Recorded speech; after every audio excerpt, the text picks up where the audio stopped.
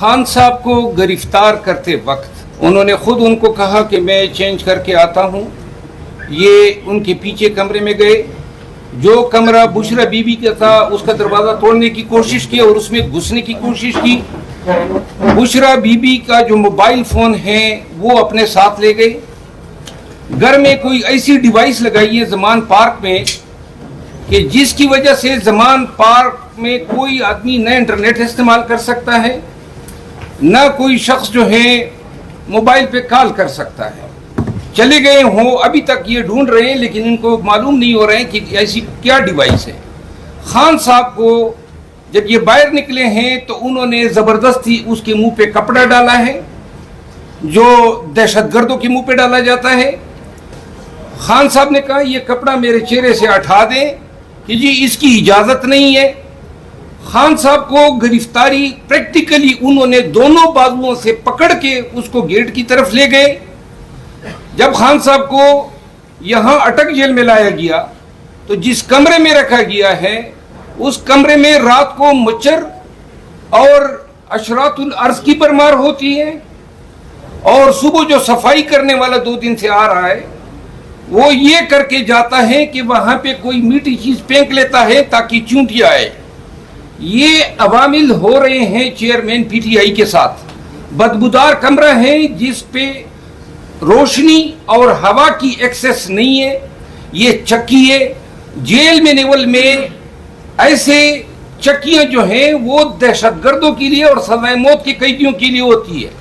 इससे पहले हम आपको बताते रहे हैं कि अली मोहम्मद खान, शहरियार अफरीदी, अली अमीन, इन सबको इन्होंने चक्कियों में रखा, लेकिन हमें ये गुमान नहीं था कि ये पाकिस्तान तहरीक इंसाफ के चेयरमैन और साबिक वज़ीर-ए-आज़म पाकिस्तान के साथ इस तरीके से ये अमल रवा रखेंगे। आखिरी गुजारिश उनको, खान साहब को उन्होंने जेल में नेवल के मुताबिक जो खाना दिया है उस खाने के सेहत पे काफ़ी शकूक व शुबात हैं।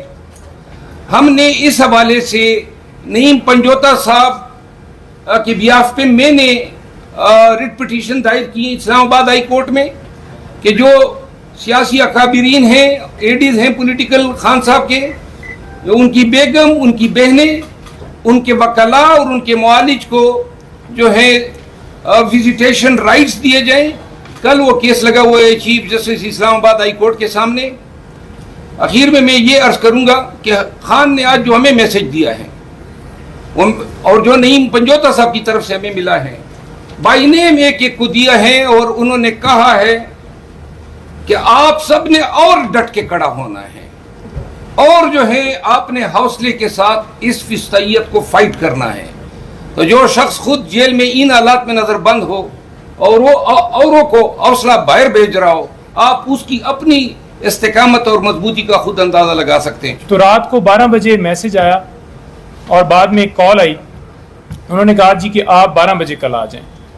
उनसे यही गुजारिश की कि हमें 9 बजे सुबह करवा के दे दें ताकि हम आज जो तोशाखाना का फैसला हमने चैलेंज करना है वो जल्दी हो जाए। जानबूझकर 12 बजे के लिए बुलाया गया ताकि आज हमारा एक दिन ज़ाया हो जाए।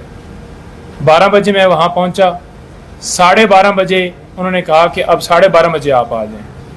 1 घंटा एक कमरे में अलहदा मुझे बिठाए रखा और 1 घंटे के बाद आगे डिप्टी सुपरिटेंडेंट के कमरे में ले गए। उससे पहले उन्होंने उनको कपड़े वगैरह वो तैयारी करवा के ताकि मुझे महसूस हो कि वो ठीक हैं। तो वो आए हैं। तकरीबन 1:30 बजे मुलाकात शुरू हुई है और तकरीबन कोई 1.25 घंटे मुलाकात जारी रही है। मुलाकात के अंदर उन्होंने बताया है कि मुझे ना यहाँ पे कोई फैसिलिटी मौजूद नहीं है, ना एयर कंडीशन है जो कि एक साबका वज़ीर आज़म है, कानून के मुताबिक एक क्लास उनका हक है, ना कूलर पंखा है, खाली सिर्फ पंखा है। और वहाँ पर पोजीशन ये है कि जो वाशरूम है वो ओपन है और वाशरूम का शावर भी ख़राब है। दिन को उन्होंने कहा कि बहुत ज़्यादा मक्खियाँ होती हैं यहाँ पर और रात को कीड़े होते हैं। रात को बारिश हुई है और पानी उस बैरक के अंदर आ गया। छोटा सा कमरा है, नमाज पढ़ने में भी उन्हें तकलीफ़ है। उसके साथ उन्होंने बताया कि मैंने खाने के हवाले से पूछा और उन्होंने बताया कि खाना जो है वो मुझे दाल वगैरह दे, मुझे उसका कोई इशू नहीं है। मेरा सिर्फ एक मैसेज है कि यहाँ पर दो रास्ते हैं, या आज़ादी या ग़ुलामी। मुझे अगर ये डी क्लास में भी रख दें तो मुझे कोई फ़र्क नहीं पड़ता, मैं डी क्लास में भी रहने के लिए तैयार हूँ। लेकिन क्योंकि तुम पूछ रहे हो तो मैं तुम्हें बता रहा हूँ कि इस तरह से मुझे कर रहे हैं। कुरान पाक मुझे पढ़ने का मौका मिल गया और मैं वो पढ़ रहा हूँ, इबादत कर रहा हूँ, लेकिन इनसे जितना हो सकता है ये उतना कर रहे हैं मेरे साथ। जानबूझ के एक पूरी प्लानिंग के तहत मुझे दोबारा अगवा किया गया। पहले उन्होंने कहा कि 9 मई को किया और आज फिर इसी तरह अगवा किया। वो कैसे किया कि मैंने खुद कहा है कि मैं आने के लिए तैयार हूँ। दरवाजे तोड़ के ये बुशरा बीबी के कमरे तक ये तोड़ने की कोशिश की और अंदर घुस गए। बीबी के मोबाइल भी लिए इन्होंने और पूरे कमरों की तलाशी लिए, सारे तोड़े हैं शीशे। उन्होंने कहा है कि आपने इसके ऊपर लीगल एक्शन लेते हुए इनके खिलाफ कार्रवाई करनी है और इनके खिलाफ जो है मीडिया के ऊपर बताना है कि इन्होंने कैसे किया। उनके गार्ड जो हैं उनके हवाले से उन्होंने मैसेज दिया कि वो बिल्कुल बताएं कि मेरे गार्ड्स को, मेरे जो साथ स्टाफ था उनको गिरफ्तार करके ले गए। 1 बजे गिरफ्तारी की है और FIR दे रहे हैं 4:20 की। वो सिर्फ और सिर्फ इसलिए दे रहे हैं 4:20 की FIR ताकि वो इस चीज़ को कवर कर सकें कि वो जो ऑर्डर आया था तो फ़ौरन जो व्हाट्सएप वाला वो सारा बन रहा है कि आपको व्हाट्सएप के ज़रिए भेजा गया। दरमियान में पूरी अप्रूवल होती है कि अगर जज साहब ने शॉर्ट ऑर्डर दिया है तो वो फ़ौरन IG साहब को भेजेंगे वारंट के हवाले से और वो फिर आगे डिप्टी कमिश्नर को कहेंगे, फिर वो होम सेक्रेटरी जो पंजाब है और वहाँ का जो मुतलका थाना है उसके अंदर आमद डाल के और फिर आगे जाके उन्होंने गिरफ्तारी करनी।